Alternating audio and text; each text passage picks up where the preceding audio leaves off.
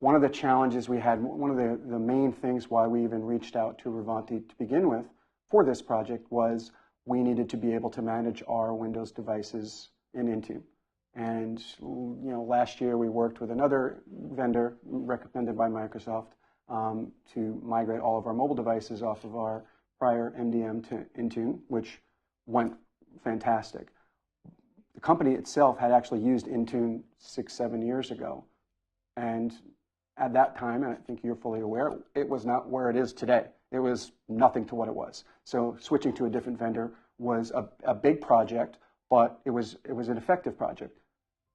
2 years after switching, we're switching back now, right? So it's like, how do you sell that? And it's a big interruption. So fast forward to now, once we're done with this project, it went really well. Took us, 6 months to migrate like 1,000 users on their, between iPhone and Androids. Now we want to do the same thing with our Windows devices, right? We're 99.9998% Windows shop. We have like 10 Macs here. But we can't factory reset all those devices like we did a cell phone. So we needed to come up with a temporary solution to be able to gauge the number and the sheer volume of devices that we're seeing on our network that our users are authenticating, and they're not company product, and they're not company laptops. So there wasn't really an easy way to come up with it. And I think Yesai worked with my team and his team at Ravanty to come up with a solution. And I think you did 3 or 4 different scenarios where it was identifying how Entra ID devices are registered, coming up with a Chrome extension that we're able to push out using GPO and our third-party desktop app that we use. So that way Chrome users will register and it will authenticate using their Windows login. And the third piece, I think, was the Edge login. Users logging into Edge with their @washlaundry.com address, it would identify the computer, then you can at least see it. So we're able to run reporting, general report-only mode, and see where these devices are failing and know, okay, Joe Schmo in Idaho should not be using his personal Mac or his personal Windows device to connect. And that's where we need to get to. We have a long way to get there. We actually just reviewed that policy yesterday, and we can't flip the switch because there's still too many unknowns. But without his knowledge and without his ability to come up and test and say, this will work for you for now until you get to the point where all your devices are Entra joined, this at least gets you, the reporting and the feedback and the information that you can investigate, reach out to your users, tell them, hey, you're not supposed to be doing that, like we do with our mobile devices. So, I mean, that was just huge.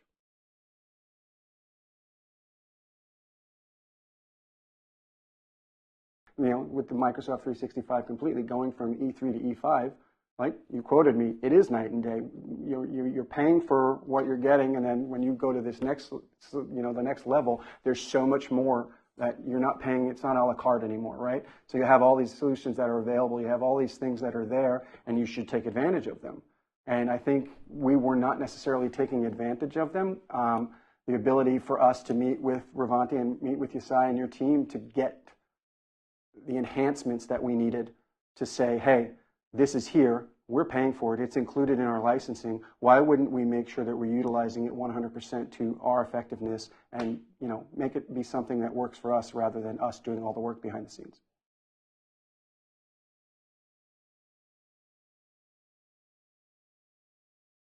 The bulk of our users are, they're only mobile device users.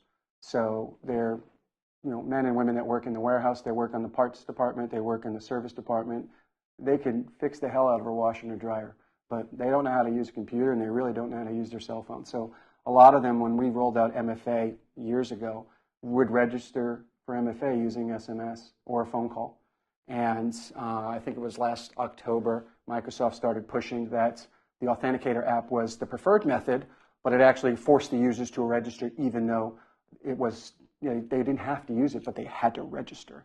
So we got a lot of blowback from that, even though it was nothing that we had any control over. So moving forward to working with Ravanty and working with Yesai, we actually disabled SMS. And we were able, with Yesai's help, to run a report to check the logs and see how many users were specifically only using SMS as their primary form of authentication, and send a notification to them and let them know on X number of days and this time we were going to be shutting this down. We got a lot of tickets for that because people don't read email. We specifically targeted the managers and asked them to share with their employees as well. And we still had a decent number. I mean, of the 180, we probably got 25 or 35 tickets for complaints that users weren't able to authenticate because they were trying to use SMS, and obviously it wasn't going to work anymore. But without ESI's helping us to run that report, it would have been a little difficult for us to send an email to 1,200 people in our company saying this is going to happen, and 9 out of 10 of them don't care.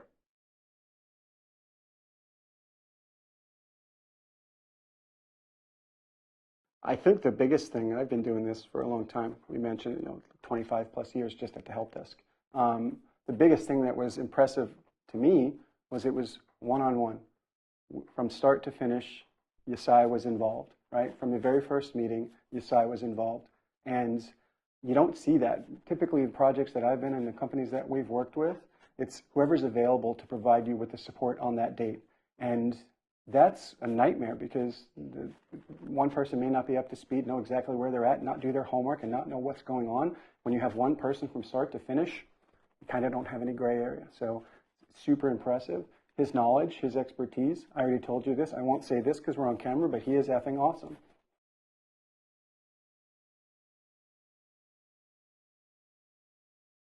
The Ravanty, the responsiveness was probably one of the best that I've seen in a long time. I've worked with other vendors. We've had some good vendors, some bad vendors, and that you're going to get that all the time. But ESI was fantastic. I can't say this enough. ESI is fantastic. He not only did they have daily, if not weekly, communication and meetings, but sometimes they would they, meaning my team, would meet 2 or 3 times a day for 2 or 3 hours at a clip.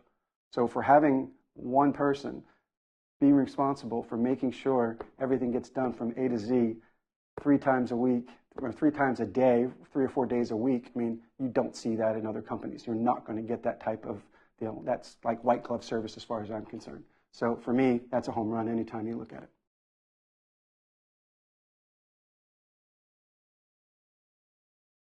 So of course I would. You guys were fantastic. I from top to bottom, the company was great. The experience with ESI was great.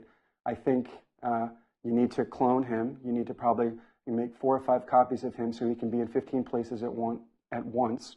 But yeah, no, in all seriousness, 100% I would.